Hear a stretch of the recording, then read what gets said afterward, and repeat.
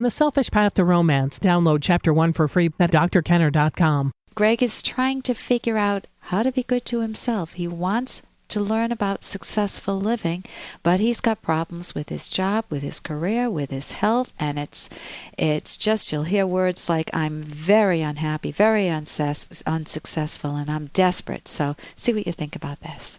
Yes, Dr. Kenner, my name is Greg. And my question is this. I have been fired 2 years ago after a spinal cord injury. I am walking. I'm not paralyzed, but I may need surgery. I'm currently on disability. I'm very unhappy. I have a new relationship, which I'm very happy in, but I don't have a job. I feel very unsuccessful. And in general, I'm not happy. I'm desperately trying. I'll be 50 next year, and I guess I'm going through a midlife crisis. I'm just want some advice as to what it takes to be successful, how to get a job, how to get into a career again, how to get into, I want to be able to work after I have my surgery. And I want to know if this relationship is healthy, too. I've had a bunch of bad marriages, and it's been 15 years since I've been married. And I just have some general questions about successful living. Also, I'm a diagnosed schizoaffective person, so I take medication for that. And so I have a few problems which I'm trying to iron out in order to get ahead in life. I feel like I'm spinning my wheels. I'm not going anywhere. And I just need some help to get in the right direction. Okay, when you feel like you have so many balls up in the air, Greg, you're trying to juggle, you're trying to dig yourself out of so many holes. You've had a bunch of bad marriages, so the relationship area is real shaky for you. Is this just going to be another bad relationship to, tick down, put a little check mark and say, there goes another one? You have been fired from your job. It feels like someone's saying you're no good, you're worthless when you're fired. That you're going to want to look closely at. If it was due to the spinal cord injury, then that's another hurdle that you need to get over because you haven't even had the operation yet. So you have a lot going on in your life. What I want to get to is, what do you love? If you could imagine your ideal life, Greg, given your limitations, given that obviously it can't be a skiing expert with your spinal cord injuries, your back problems. What is it you do love, though, that you're capable of doing? What are you good at? And those are two separate questions, because sometimes you can be very good at something that you don't enjoy doing, so you don't want to choose that. But you want the combination of something that you would either be willing to put in an enormous amount of time, like I do, learning. I wasn't good at this at the beginning. I had to learn. There's a big learning curve when you start anything. Not anything. None of us are good at driving cars when we sit behind the wheel for the first time, but we all learn. So you want to be able to look at your life from the vantage point of, what do I love? And then you want to ask yourself a question, Greg. Hey, I got to interrupt this because we've got to pay some bills. 30 seconds, that's it. A very quick ad, and then Ellen will be back. Romance. I wish I knew more about what girls want from a relationship. Boy, I wish I knew more about what I want. Where's that ad I saw?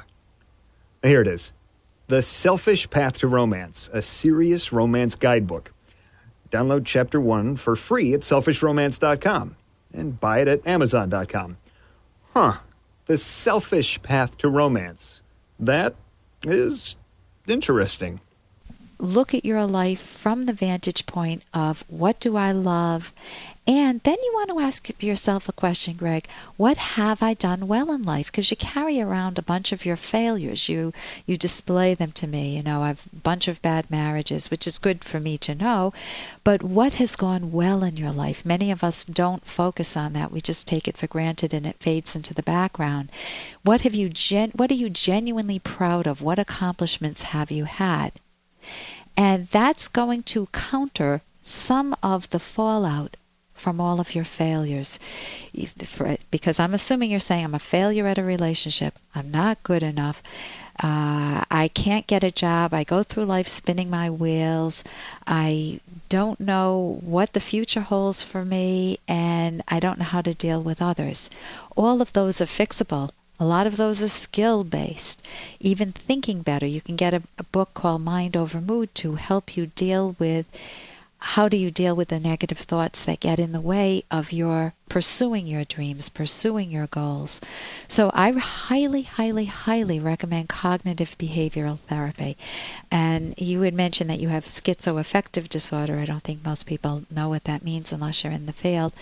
It just means that at some point you've been depressed and or you've lost it at times where you've been manic, and you've had some signs that are typical of schizophrenia, but it's not schizophrenia. It's just at times you've had delusions or hallucinations, maybe some bizarre ones, maybe some disorganized speech or some weird behavior that isn't typically you. And you may just even have had a flattening of your emotions where nothing seems to bother you. I'm not hearing that now. I'm hearing a very motivated person who made the effort to make a call to a talk show to figure out how to put his life together. I would start by getting yourself into cognitive behavioral therapy. You can go to their website, academyofct.org. There are no spaces there. And see if there's a therapist in your neck of the woods. You could go to my website, look at the book Mind Over Mood. I think that will help you a lot. With the relationship you have now, if no harm is being done, then try to figure out what pattern you were in past relationships that got you in trouble. Not blaming the other person and not looking to blame yourself, looking to find the causal link. Looking to identify the cause of what messed up the relationship and see where that originated from. Maybe in your family of origin, your father may have been very harsh to you, or your mother may have been real mean, or maybe both of them abandoned you. And have some empathy for yourself as you're trying to pull yourself out of this. But I would focus on definitely getting the job, because I think that's where most of us derive our sense of identity. And the fact that you want to do that, even with the limitations of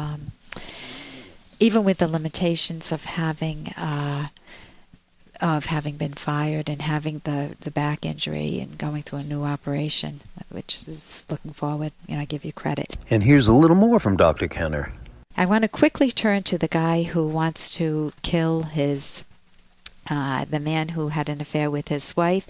He writes to me saying, that he feels he's worthless, he feels betrayed. He says, I know you probably hear this 100 times a day, but my wife has left me for another man, and I'm absolutely beside myself with grief. I would literally like to kill the other man. So, number one, you need to take a vacation. You need to put in a lot of pauses so you do not act on those feelings. A lot of people feel that way, but you've got to avoid getting even close to acting there. You continue, I feel so betrayed and worthless. I can't bring myself to see my children right now because they remind me of my wife and send me tail spinning into grief. Let them know that. Let your kids know that. I can't talk to her without being vicious. I would say don't talk to your wife yet then. You're not ready to. And I would definitely get therapy ASAP. You said you've been to the hospital twice for depression. I would get the book After the Affair by Dr. Janice Abrams-Spring. You're not looking to rebuild if you're looking to rebuild the relationship, then this book will help you. Even if you're not, it will help you make sense of the type of pain that you're in, and it will normalize it. Many people who've been betrayed, whose partners have had affairs, feel this intense emotion. It's not abnormal. What you don't want to do is let it linger, so you want ways out of that. And you can go to my website and get the book After the Affair by Dr. Spring. For more Dr. Kenner podcast, go to drkenner.com and please listen to this ad. Here's an excerpt from The Selfish Path to Romance by Drs. Kenner and Locke.